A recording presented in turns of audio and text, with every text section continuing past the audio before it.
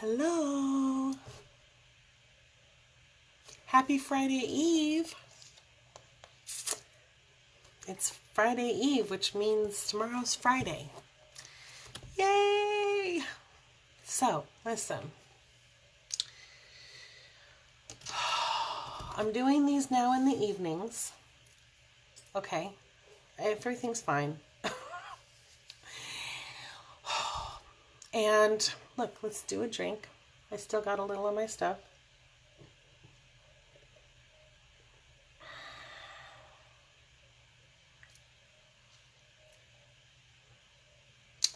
That's good stuff. I drank my afternoon coffee already. This is my little Holloway, Princess Holloway cup that I made. Anyways, let's do a song, shall we? Okay. I have my mom's little songbook so I can see the words. Here we go. I've got a river of life flowing out of me. Makes the lame to walk and the blind to see. Opens prison doors, sets those captives free. I've got a river of life flowing out of me. Spring up, oh well, splash, splash. Within my soul, spring up, oh well, splash, splash, and make me whole. Spring up, oh well, splash, splash, and give to me that life abundantly. You're welcome. So listen. Today, this is Matthew 15:28, and I've heard this section before, this story, and I've always just kind of brushed past it a little bit because the way that Jesus interacts with this lady bugs me. And so I never really studied it. I just kind of read it. I know it. I'm like, I don't like it. I mean, something about it was like, And so that was this verse today. And I was like, okay, well, I need to know more. So I'm going to read you the verse and I'm going to tell you the story. Matthew 15:28. Jesus, it says, then Jesus answered and said to her, this lady, and I'll tell you the story, don't worry. "O woman, your faith is great. Be it done for you as you wish." And her daughter was healed at once. Now, this is the story. So Jesus is in this area, and the Pharisees and the scribes are like following him around because, and they're just looking for stuff. So at the beginning of this chapter, it's a whole different thing, but you should read it. So the beginning of chapter 15, the Pharisees try and catch Jesus or whatever, and they're like, why do your disciples not obey the traditions, of eating with clean hands? And so Jesus is fierce. He's so awesome. Because he's basically like, you guys are hypocrites. This is a legalistic tradition. This is not a commandment from God. And so you guys are hypocrites because what about this commandment? And you guys have this little sneaky loophole to get around obeying your father and mother. And that's an actual commandment. This is a tradition. What are you guys talking about? He basically calls them out. And he says in Isaiah, it says, you guys worship me with your lips, but your heart's far from me. Like he rebukes the Pharisees. And then he turns in front of the Pharisees to all the people. And he's like, listen, it's not what goes into your mouth, food, that defiles a man. It's what comes out of the mouth that defiles a man, from the heart. And he does this whole thing, right? So after all of this stuff, right, he goes away. Here's the thing. This is where it starts for this lady. After he leaves, he goes to Gentile territory, right? He goes to this area for this woman that he's going to encounter. So he goes there for this woman, but when she comes to him, she's like, please help me. My daughter is cruelly demon possessed. Please help me. Because she's weeping and she knows who he is. Now, the commentaries that I read, it was like where's my little mouse? Some of the stuff that I read, it was like, that makes sense. The Gentile woman, help me. He's kind of cold to her a little bit. And let's see, here we go. So Matthew remarks in this and points out that she's a woman from Canaan, right? And he uses that term to show and that, you know, he can't forget her ancestry, you know, and it's like they're enemies or whatever. But the thing about it is that Jesus came there specifically for this woman, even though she wasn't one of his children, or the Israelites, or the mission, or the priority, or whatever he was there for, technically. You know, it's hard for me to understand because it's like he came for all of us, right? But the Israelites are his children. These are his people. So as he's starting to heal Gentiles and starting to branch out beyond that group, more Gentiles and more people are coming, and they're like, look, I know that you belong to these people, but would you still help me? Help me, you know, like, it's an interesting encounter, right? So anyway, she goes and she's crying out to him, and the disciples are like, will you just basically give her what she wants and tell her to go away, right? It's not just tell her to go away, but the term there is actually tell her to go away with her desire satisfied so that she'll leave us alone, right? And so he tells her that, you know, he was only sent to the lost sheep of the house of Israel, right? Now he has like a couple of different times that he rebuts her a little bit. That makes me uncomfortable because I'm like, well, she's asking for your help. Why is he doing that, right? And so he tells her, I came only for, I'm here, my priority is the lost sheep of Israel, right? And she is still begging him and saying, Lord, please help me. She says, Lord, help me. And he answers her, and this is the part. He says to her, it's not good to take the children's bread and throw it to the dogs. In other terms, it says little dog. Now, little is the soft, he softens, this is a slur, right? What they used to call Gentiles. But it's not just street dogs, like the dogs. The term here is actually like a family pet, right? That's the term. And he softens it by saying little. Now, in some of the commentary, it was like you can say something harsh in a humorous or in a little winsome sort of way. And there's no way that Jesus is telling her, because that's not in his nature. But I think this is happening for the example for us, but also for his disciples and for other people, about their perception about the Gentiles and their perception of these other people. He's not saying this because he thinks that. So he calls her little. He uses the term that's in reference to a family pet, and he's rebutting her a few different times. She refuses to be stopped, right? And here's what she says. She says, yes, Lord, but even the dogs feed on the crumbs which fall from their master's table.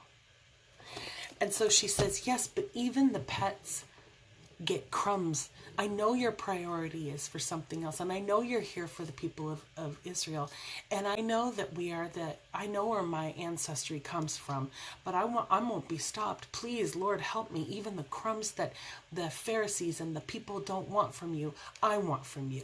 Like if the Israelites and different people don't want even the little things that they blow off and they don't want from you, I'll take even just that, right? And so he says to her, oh woman, your faith is great, and be unto you, be it done for you as you wish, right? And her daughter was healed at once. Now, when I read the commentary more deeply, it made a little more sense, because he goes to this territory for this woman, but then he has this encounter where he rebuffs her a couple times, and then he says, it's not good to take the food from my children's mouth, my priority, to give to the little dogs, the little pets. And she's like, So it bothered me a little, but I can see he's saying this to her as an example for people, but also in a, like, showing her persistence. Do you know what I mean? Because he rebuts it and she keeps coming. He rebuts her a little and and she keeps coming. You know, she's like, I know where my ancestry comes from. I know whatever. I'm gonna, even the crumbs, I'd like even the crumbs from your table, Lord. It's such an interesting encounter. So anyways, then she continues to persist. This encounter shows us what faithful persistence looks like. And I'm going to read you a quote from Spurgeon, who I love. Spurgeon, this is what he says. Dear friend, possibly someone has whispered in your ear, suppose you are not one of the elect. Well, that was very much what our Lord's expression meant to her. Notice that this woman does not battle with that truth at all. She does not raise any question about it. She wisely waives it. And she just goes on praying, Lord, help me. Lord, have mercy upon me. I invite you, dear friend, to do just the same. That's what he said. And I thought, you know, I think he used that term, that the slur that they used for Gentiles of dog was a vulgar term. He used that term, but he used it instead of the vulgar term. He used it like family pet. And he softens it with little. And he softens it in a tender little, this is what people say about you. And you know what my priority is, right? Just to almost see, to test what her persistence is.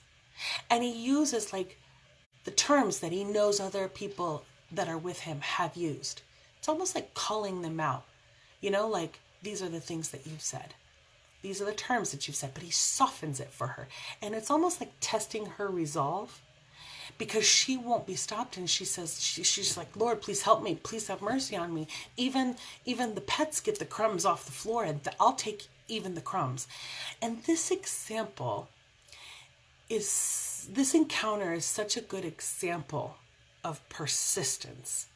You know, someone says, you don't have a platform, or you don't know the Bible like the pastors, or you don't speak well, or you're not whatever. And it's like, you know what?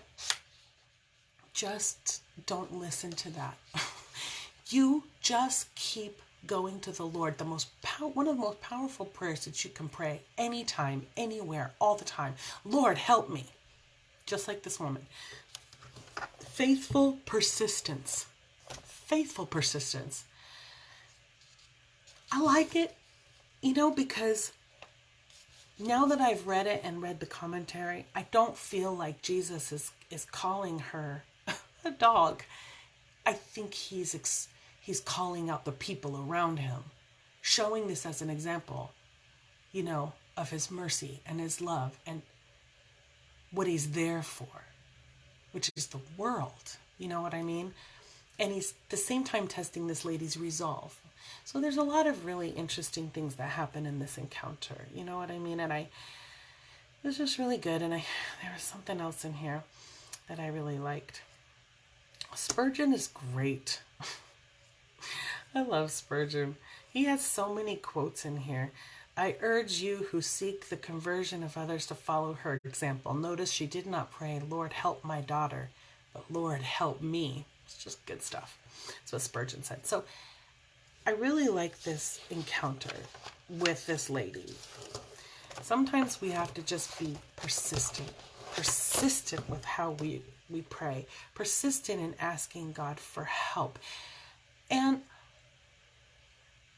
we don't have to listen to what the world says about who we are, or where our past comes from, or the things that we've done, or, you know what I mean? Because those things don't define who we are.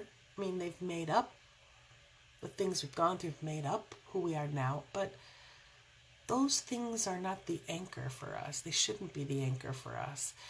I mean, you know what I'm saying? So it's like this, her being a woman of Canaan and a Gentile and all the things, it was like, she knows. She waved it right off. She's like, I don't care. I know who you are. You are the son of David. You are the Messiah. Even though I'm a Gentile, I know who you are. And I will take whatever you give me. It was just good.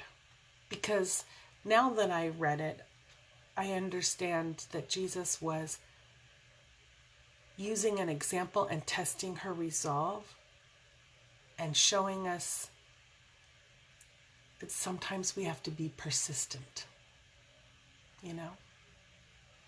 So that was the verse today. But listen, you should really read.